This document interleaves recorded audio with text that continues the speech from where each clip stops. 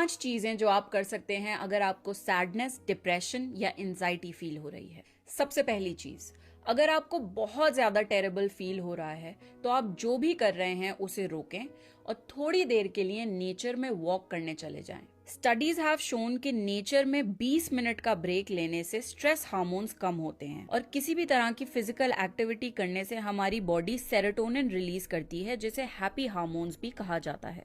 Also अगर हम कमरे में बैठे रहने की बजाय नेचर में जाकर वॉक करते हैं तो हम अल्लाह की बनाई हुई मखलूक को ऑब्जर्व करते हैं और शायद जो हमें परेशानियां बहुत पहाड़ जितनी बड़ी लग रही होती हैं वो छोटी लगने लग जाती हैं, क्योंकि हमें ये रियलाइज होता है कि जो अल्लाह इतनी डिटेल में इस दुनिया को बना सकता है वो हमारी प्रॉब्लम्स को भी सॉल्व कर सकता है। ऐसी कोई मुसीबत नहीं जिसे अल्लाह ना सॉल्व कर पाए। सेकेंड पॉइंट, किसी से अपनी फीलिंग्स एक्सप्रेस करें। अक्सर ऐसा होता है कि हम अपनी फीलिंग्स को अपने ही अंदर दबा लेते हैं, पर धीरे धीरे वो बातें हमें अंदर से खाने लग जाती हैं। पर ध्यान रखें कि आप जिससे भी अपनी फीलिंग्स शेयर करें वो ट्रस्टवर्दी होना चाहिए। ऐसा ना हो कि वो आपके राज किसी और को जाके बता दे।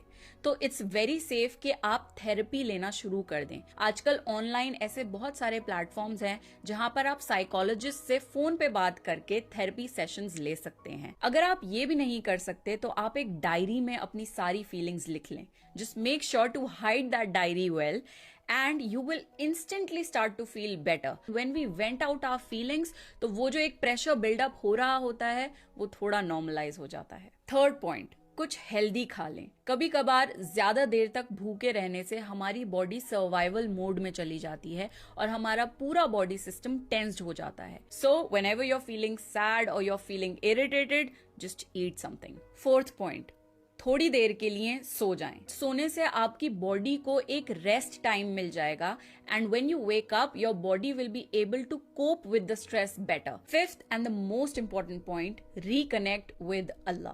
कई बार हम अपनी जिंदगी में लोगों को वो जगह दे देते हैं जो सिर्फ अल्लाह की है, और जब लोग हमें डिसअपॉइंट करते हैं तो हमें बहुत ज्यादा तकलीफ होती है। जब भी आप सैड फील करें, अपने आप को ये याद दिलाएं कि कुरान में अल्लाह ने साफ साफ बयान किया है कि बेशक सिर्फ अल्लाह की याद में दिल सुकून पाते हैं। क्योंकि हमारा जिस्म मिट्टी से बना है तो इसकी ग़िज़ा मिट्टी से उगने वाली चीजों में आती है, पर जो हमारी रूह है वो अल्लाह की तरफ से आई है और हमारी रूह की ग़िज़ा अल्लाह है। तो जब भी आपकी रूह परेशान हो तो अल्लाह से रिकनेक्ट होएं।